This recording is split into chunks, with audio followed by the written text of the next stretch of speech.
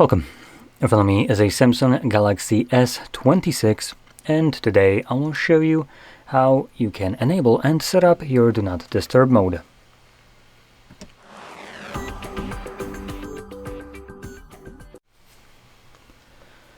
So, to get started, you will want to swipe down from the top right side of the screen, as Samsung does separate notifications from toggles. And in this area right here, where we have these circular toggles, we can swipe down on it to extend it. Now, one of the toggles that will reveal is, hopefully, your Do Not Disturb mode. Now, you can see it for me right over here, but if you can't find it in this list, you can actually click right here on this pencil to edit the list. And instead of clicking on the edit, like you would expect, if it ain't broke, Samsung's approach is to break it. So now they added the add control at the bottom instead. And once you click on it, you can find all the different toggles, along with things that I would basically consider more like widgets for this screen. And yeah, this list is much more long than it needs to be, because everything needs to have its category. It's showing the ones that are already added, so it is pretty stupid at this point. But in any case, somewhere in here you should be able to find the Do Not Disturb mode. So let's see if I can find it. There it is. So it's under modes. Now you can see it's already added because it's kind of dimmer compared to something like right here. It's much more visible, and that's because I can actually add it. Once I add it, it actually will become dimmed as well. Now, when you add a toggle, instead of going to that list, instead it gets dropped to the bottom of the page, where you couldn't care less to see it. So we're gonna just hold it now, and we're gonna zip it to the top. Come on. There we go. Hover it over this screen, or over this area, drop it, and when we click on done and extend this, you can see it's right here at the bottom. So anyway, from here, now that I can see your Do Not Disturb mode, you can hold it. And it gives you quick little options to turn it on for a specific time until turn off, or what we will want to do right now is just click on details. Now this will take us to the settings, where we will be able to customize this mode. So you want to do this at the very beginning, at least kind of check out how it's set. So one of the nice things in here that Samsung includes is the for how long option. So this allows you to set what happens when you turn it on manually.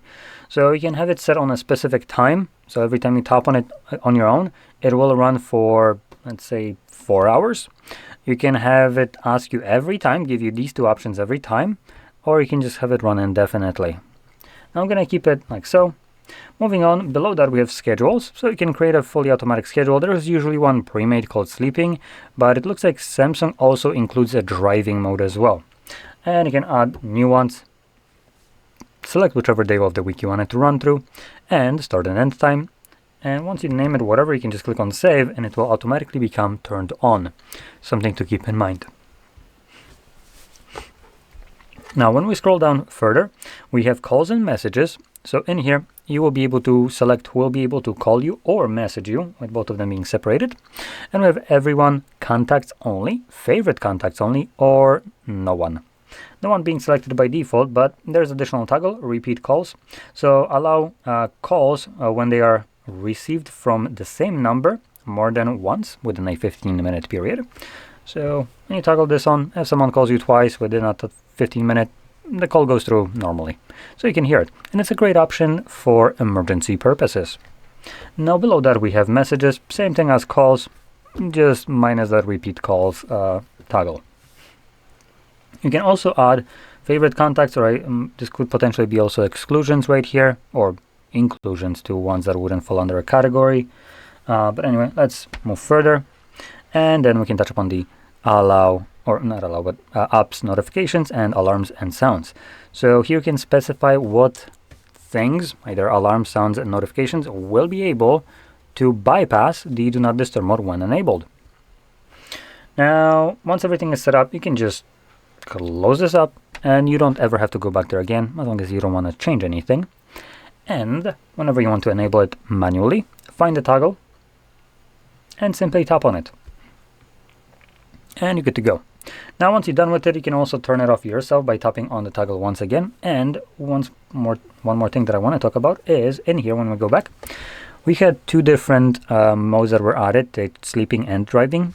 Now, I think if you have a Samsung watch, it will automatically detect when you're sleeping, assuming you're wearing it during, nighttime. And when you do, it, I believe, automatically toggles on this mode on its own. As the watch detects you're sleeping, so it sends that info to the phone, and the phone turns it on. And driving, on the other hand side, if we tap on it, you can see that it can be enabled on two different kind of premises. Either through Bluetooth, so if you connect to your car's Bluetooth, automatically, it would turn it on. Or if it's connected to that car Bluetooth and you're in motion, it will turn on basically the do not disturb mode, which could be potentially a good option for you if you don't want to be distracted while driving. So anyway, that's about it. So if you found this very helpful, don't forget to hit like, subscribe, and thanks for watching.